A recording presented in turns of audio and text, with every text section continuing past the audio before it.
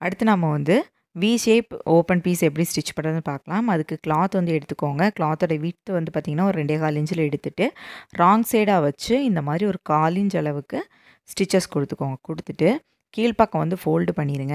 மேல் பக்கம் வந்து பார்த்திங்கன்னா ஒரு 1/2 இன்ச் அளவுக்கு ஃபோல்டு பண்ணி கரெக்டாக நம்ம 1/4 இன்ச் அளவுக்கு ஸ்டிச் பண்ணோம்ல, அந்த தையலுக்கு மேலே வர மாதிரி கிளாத்தை வந்து ஃபோல்டு பண்ணி வச்சுட்டு அந்த வி ஷேப்பை வந்து கரெக்டாக மார்க் பண்ணிக்கோங்க.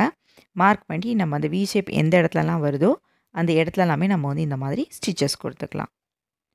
இந்த மாதிரி அந்த வி ஷேப் வந்து நீட்டாக அழகாக இருக்கணும். அப்போ தான் நம்ம வந்து அந்த ஹூக் வச்சு நம்ம வந்து ப்ளவுஸ் வந்து பூட்டும்போது கரெக்டாக வரும்.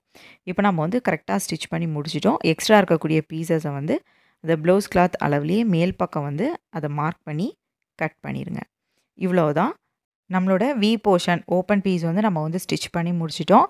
இந்த மெத்தடில் வந்து ட்ரை பண்ணி பாருங்கள். ரொம்பவே ஈஸியாக இருக்கும். தேங்க்யூ.